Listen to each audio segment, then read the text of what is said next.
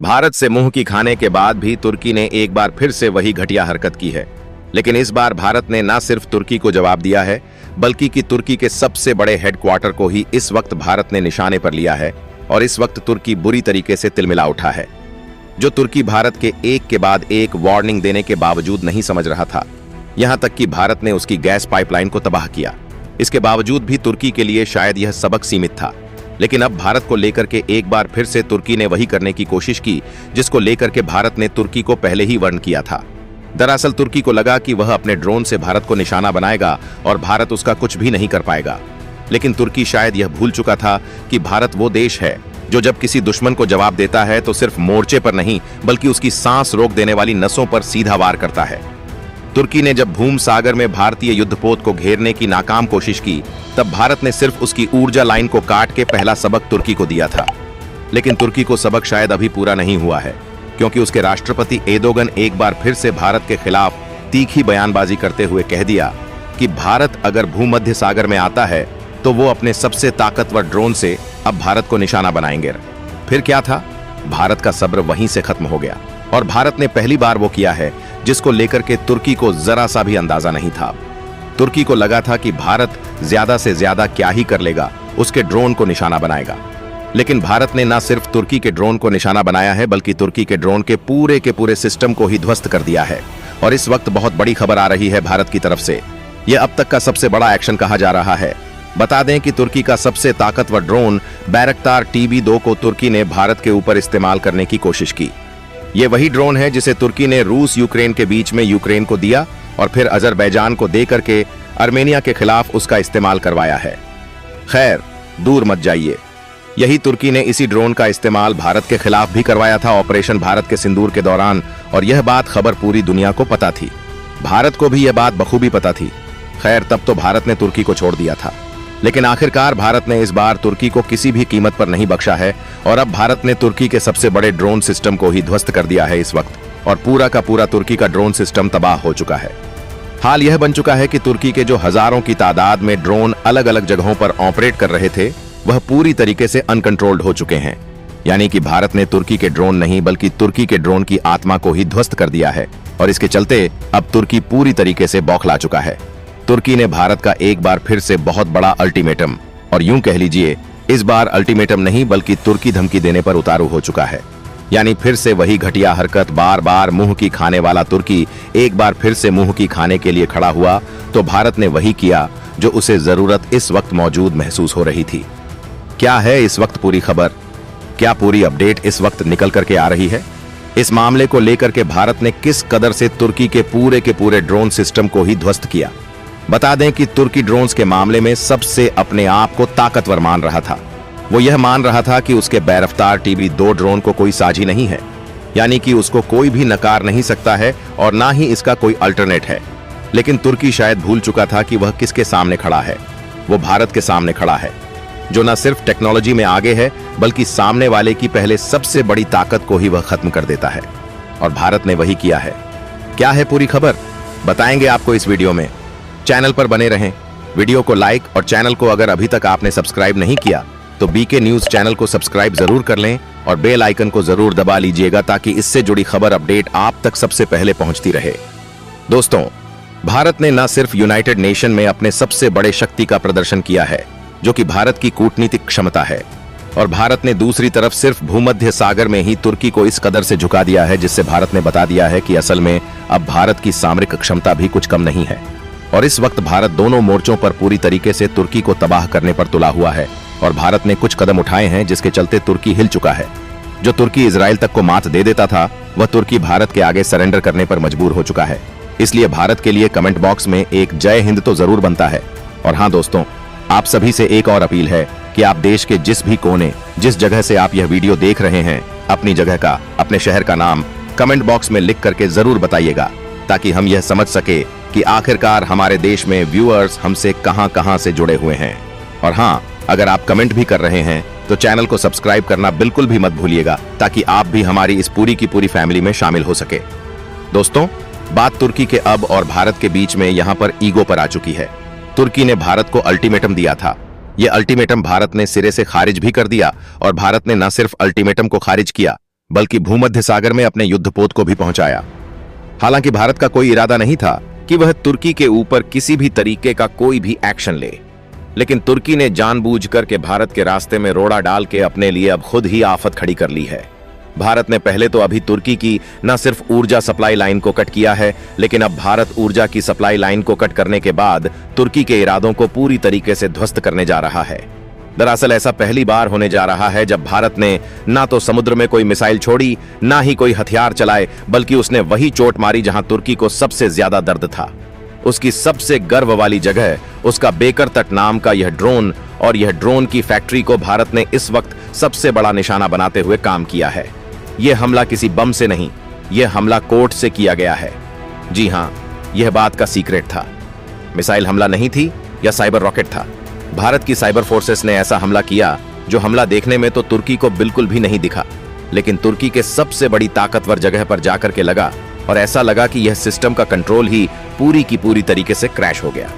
महज 4 मिनट के भीतर तुर्की की ड्रोन प्रोडक्शन लाइन ठप हो गई। उसकी असेंबली रोबोट्स काम करने बंद कर दिए, और इसके बाद सरिल्ला सिस्टम ब्लैकू सर्वर रूम में अलार्म बजता रहा, लेकिन मॉनिटर पर सिर्फ एक लाइन चमक रही थी। वो थी इंडिया स्ट्राइक बैक। बस इतना सा लिखा था। तुर्की के इस वक्त सिस्टम पर और तुर्की के इंजीनियर यह भी समझ नहीं पा रहे थे कि यह कैसे हुआ। उनके सिस्टम में रशियन फायरवॉल था, अमेरिकन बैकअप था, इजराइल एंटी हैक लॉक था, लेकिन उनमें सिर्फ एक चीज की कमी थी, जिसका नाम है इंडियन ब्रेन फायरवॉल, जो कि उनके पूरे के पूरे सिस्टम में कहीं भी नहीं था। भारत ने साइबर वॉरियर्स ने तुरंत तुर्की के सर्वर को ऐसे काबू किया जैसे बाज अपने शिकार को पंजे में जकड़ लेता है। और सबसे मजेदार बात तो यहां थी कि भारत ने हमला करने से पहले दुनिया को बताया भी नहीं, कहा भी नहीं, सीधे कर दिया, क्योंकि भारत अब वो देश नहीं है जो सिर्फ बयानबाजी करता है। भारत वो देश है जो एक्शन करने के बाद अब दुनिया को बताता है।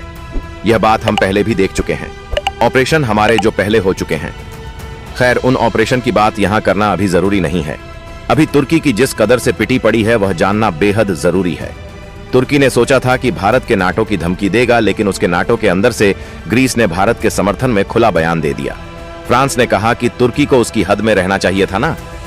अमेरिका ने साफ कह दिया कि India is a responsible cyber power पर वो किसी पर ऐसे ही किसी तरीके का साइबर हमला नहीं करता। और रूस मुस्कुराते हुए कह रहा था कि क्योंकि वह जानता था कि अगर कोई देश तुर्की को झुका सकता है तो वह कोई और नहीं बल्कि भारत ही है। लेकिन इस हमले की सबसे बड़ी खासियत यह थी कि भारत ने सिर्फ सिस्टम शटडाउन नहीं किया, बल्कि उस पूरे के पूरे ड्रोन सिस्टम, ड्रोन प्रणाली को, फ्लाइट कोड को ही लीक कर दिया। इसका मतलब यह है कि तुर्की ड्रोन अब तक दूसरे देशों को बेच के जो पैसे कमा रहा था, अब वही ड्रोन करोड़ों जो छाप रहा था, अब वही ड्रोन किसी काम के नहीं रहे, क्योंकि उनके कंट्रोल्स अब भारत के पास थे। भारतीय इंटेलिजेंस ने तो मजाक में यह भी कहा कि अगर तुर्की ने फिर से जुबान चलाई तो उसके ड्रोन से ही उसके ऊपर हम आतिशबाजी कर देंगे। खैर, यह बात तुर्की को समझ में आ चुकी है और पूरी दुनिया यह सोच रही थी कि भारत ने किया तो किया कैसे। कुछ एक्सपर्ट्स कहने लगे शायद भारत की डिफेंस इंडस्ट्रीज ने, और कुछ लोग कह रहे थे भारत की खुफिया एजेंसीज ने, और कुछ लोग यह बोल रहे थे कि डिफेंस साइबर एजेंसी रही होंगी। लेकिन भारत चुप्पी साध रखा है, क्योंकि भारत को अब तक क्रेडिट चाहिए ही नहीं, उसे सम्मान चाहिए, और वह सम्मान खुद ही ले लेता है। तुर्की के पार्लियामेंट सहित कई जगहों पर इसको लेकर के सवाल जवाब दागे जा रहे हैं। गवर्नमेंट बोली या रशिया से मदद ली होगी या फिर कुछ और। कुछ लोग बोल रहे हैं इजराइल ने कोड दिया होगा, लेकिन सच में यहां था किसी इंसान ने नहीं। यह भारत के सबसे बड़े ताकतवर कौशल का नतीजा है, और कौशल का नतीजा तो दुनिया देख ही रही है। यहां से लेकर के अमेरिका तक भारत की चर्चा हो रही है, सिर्फ एक ही चीज, कौशल की वजह से। इंडियन की वो ताकत जो उनके ब्रेन में बसती है, वो ताकत है। यहां पर सबसे बड़ा गवाह या किसी देश की मदद की जरूरत नहीं है, जहां 140 करोड़ भारतीयों के सामूहिक प्रतिशोध की ऊर्जा से सब कुछ संपन्न हुआ। भारत ने यह संदेश सिर्फ तुर्की को नहीं दिया, बल्कि यह संदेश चीन, पाक और उन देशों को भी दिया गया जो भारत के पीठ पीछे साजिशें रचने की कोशिश करते हैं, चाहे वह सऊदी अरब ही क्यों ना हो। और यह साइबर अटैक सिर्फ एक जवाब नहीं था, यह एक ट्रेलर था कि अगर भारत चाहे तो बिना एक गोली चलाए भी दुश्मन कोई देश को लकवाग्रस्त कर दे सकता है। अब सवाल यह है कि तुर्की चुप हो जाएगा? नहीं, वह शोर मचाएगा, यूएन में रोएगा, ओआईसी में शिकायत करेगा, लेकिन फर्क क्या पड़ेगा? भारत ने साफ कह दिया है, we don't reason to noise, we reason to attack. दुनिया में आज हर बड़ी प्रेस एजेंसी ब्रेकिंग न्यूज पर छा चुकी है। यह बात हमें इस वक्त तुर्की पूरी दुनिया के सामने ढिंढोरा पीटने की कोशिश कर रहा है कि भारत ने जो किया है वो उसके नॉर्म्स के खिलाफ है, और किसी देश का नॉर्म्स ऐसा नहीं कहता कि उसके पूरे के पूरे प्रणाली को ध्वस्त कर दिया जाए। लेकिन शायद तुर्की यह भूल गया था कि किसी देश का कानून यह भी नहीं कहता कि किसी देश के युद्धपोत की रेकी की जाए, किसी देश के युद्धपोत की सर्विलांस से फुटेज निकाली जाए, किसी देश के युद्धपोत के ऊपर चल रही एक्टिविटी को कंट्रोल करने की कोशिश की जाए, और किसी देश को धमकी तो बिल्कुल भी ना दी जाए। और खास करके जब देश सामने भारत खड़ा हो ना, तो सोच समझकर ही जवाब देना चाहिए, क्योंकि यहां पर जवाब देने में अमेरिका भी कतराता है, तो तुर्की किस खेत की मूली है जो भारत से भिड़ने चला था। खैर, तुर्की का ड्रोन सिस्टम तो अब गया। अब तुर्की की दूसरी सबसे बड़ी पावर जिसे वो मानता है वो है उसकी नेवी ही। अब बात आ रही है नेवी पे, और अब जब बात नेवी पर आ ही गई है तो भारत के 5 युद्धपोत तो पहुंच ही चुके हैं मेडिटेरियन सी में, और अब अपनी ताकत वो दिखाना भी शुरू कर चुके हैं। इस वक्त पूरा का पूरा भूमध्य सागर एक अजीब सी शांति में डूब चुका है। जो तुर्की अब तक उछल कूद मचा रहा था, वो तुर्की अब बिल्कुल से शांत होकर के बैठ गया है। वो तुर्की कुछ भी बोलने की स्थिति में नहीं है। वो तुर्की अब धमकी भी नहीं दे रहा है, लेकिन तुर्की शांत तो नहीं बैठेगा। एक बार फिर से अपनी घटिया हरकतों और अपने सबसे कमजोर डिफेंस को ट्राई जरूर करेगा वो भारत पर, क्योंकि उसकी फितरत में ही है। और सबसे बड़ी बात, उसके अंदर जो मुस्लिम जगत का खलीफा बनने की चुल बैठी है ना, वो उसे शांत बैठने नहीं देगी जब तक वो बुरी तरीके से भारत के हाथों पिट नहीं जाता। और इस वक्त पिटने की स्थिति तो बनी ही हुई है। भारत ने पिटना भी शुरू कर दिया है। एक के बाद एक भारत उसके ठिकाने और उसकी सबसे बड़ी ताकत की सांसें रोकने पर लगा हुआ है। और अब देखना यह है कि भारत इस वक्त यूएन में क्या कर रहा है। तो चलिए जरा चलते हैं यूएन की तरफ कि आसिन काल में चल क्या रहा है, माजरा क्या है। दरअसल जैसे ही यह घटनाक्रम सामने आता है, इसके बाद तुर्की तुरंत यूएन में खड़ा होकर के भारत के खिलाफ स्टेटमेंट पास करता है।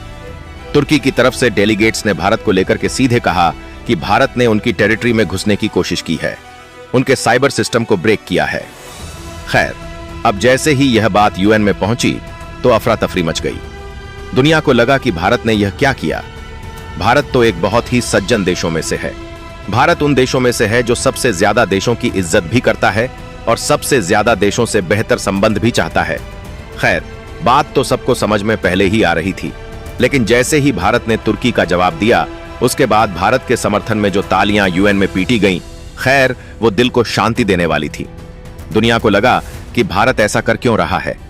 लेकिन जैसे ही भारत के तरफ से भारत के डेलीगेट्स ने यूएन में जवाब दिया कि तुर्की ने भारत के भूमध्य सागर में मौजूद नौसेना के युद्धपोत पर रेकी करने और भारत के साथ इलीगल एक्टिविटी करने, साथ ही भारत को धमकाने की कोशिश की थी, और जैसे ये बात पूरी दुनिया ने सुनी, इसके बाद दुनिया ने कहा भारत का निर्णय बिल्कुल सही था, और भारत ने जो किया है वह एक रिस्पॉन्सिबल और एक ऐसे देश की तरफ से किया जाना बेहद जरूरी है जिसे सामने से कोई देश थ्रेट दे रहा हो। और जैसे ही यह बात तुर्की ने सुनी, तुर्की को लगा कि वह तो अब अलग पड़ गया। खैर, 5 देश फिर भी उसके सपोर्ट में थे। अब आप समझ सकते हैं कि वो 5 देश कौन थे। खैर, उन देशों का जिक्र करने की जरूरत भी नहीं है, क्योंकि वो तो उससे भी कहीं ज्यादा गैर गुजरे हैं। वो सिर्फ हाथ खड़ा करने के लिए यूएन में बैठे ही हैं।